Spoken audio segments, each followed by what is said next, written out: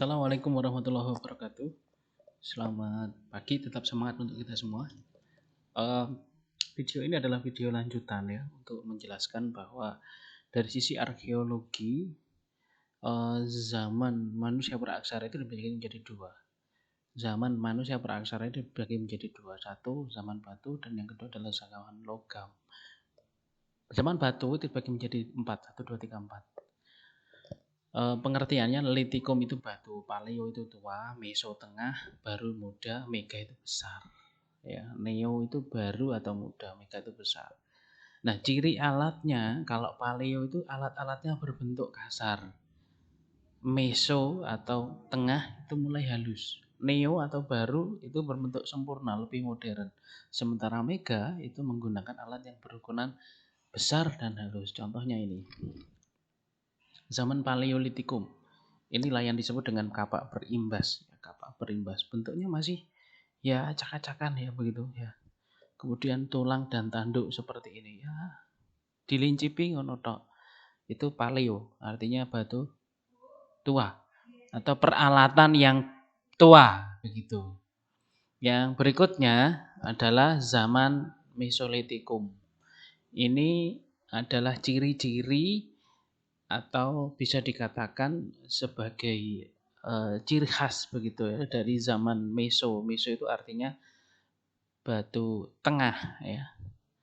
Dia tidak sangat halus tidak, tetapi lebih halus daripada Paleolitikum. Ya, ciri yang pertama adalah mereka itu semi sedenter. Semi sedenter itu artinya adalah setengah menetap. Dia punya gua yang di situ disebut sebagai abris saus ros. Ini bahasa ilmiahnya demikian karena mereka tinggal di dalam gua sementara itu. Tapi kalau kanan kiri mereka sudah tidak lagi memberikan makanan, maka akan meninggalkan gua. Nah, ciri yang kedua adalah karena mereka setengah menetap atau ada di tinggal di gua sementara gitu ya. Mereka memiliki kioken modinger atau sampah dapur. Sampah dapur itu tentu sampah yang bisa mengeras hingga kini ya. Tentu karena memang puluhan atau ratusan juta tahun yang lalu. Tentu yang disebut sampah itu bukan hasil snack begitu atau kemudian daun-daunan, bukan. Tentu ini adalah kulit kerang ya, karena mereka setengah menetap berada di dekat sumber air sehingga makanan-makanan moluska atau ikan-ikan kecil atau kemudian yang bercangkang kemudian membentuk sebuah gundukan atau gunung sampah. Keyoken Modinger. Kemudian ini alatnya, alat tulang sampung, kemudian mata panah. Lanjut, zaman Neo. Neo itu artinya baru. Litikum itu berarti batu. Ini contohnya kapak lonjong ya. Kalau kita mau membandingkan dengan yang tadi itu sangat jauh ya, ini sangat halus begitu. Mirip seperti kapak sekarang, tapi ini berasal dari batu juga begitu ya. Kapak persegi. Nah, ini bentuknya persegi. Ini dari batu, teman-teman ya. Nah, ini kemudian alat gerabah. Sudah mulai bisa membuat gerabah. Nah, yang keempat, megalitikum. Ciri megalitikum. Mega itu artinya besar, litikum artinya batu. Jadi penggunaan batu-batu yang berukuran besar ini merupakan ciri dari zaman ini.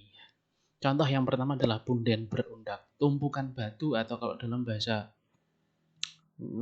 sekarang ya kekinian adalah siti hinggil atau setinggil atau lemah dhuwur ya. Semakin tinggi, ini konsepnya demikian. Semakin tinggi maka semakin suci. Nah, ini bangunan untuk memuja roh nenek moyang ya tentunya. Yang kedua adalah menhir. Menhir itu artinya adalah tugu batu. Bentuknya seperti ini, kadang di beberapa daerah ditemukan ini adalah kepala manusia ya, artinya dipahat gitu ya. Ini sebagai bentuk atau alat untuk komunikasi dengan nenek moyang. Yang ketiga itu adalah dolmen. Dolmen bukan berarti dodol permen, bukan. Dolmen itu artinya meja batu. Fungsinya memang untuk meracik atau tempat untuk sebagai peletak saji-sajian ya. Kemudian yang keempat adalah waruga. Waruga itu salah satu bentuk dari kubur batu. Ya, kubur batu itu ada 3 jenis. Yang pertama adalah waruga. Bentuknya kubus, kemudian mayatnya nanti akan didudukkan di situ, dimasukkan di situ.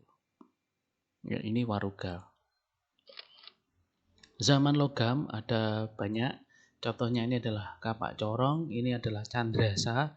Ini berasal dari logam semuanya ya. Ini nekara atau ketipung dari logam. Kemudian ini yang bentuk kecil disebut dengan muku. Oke, sementara itu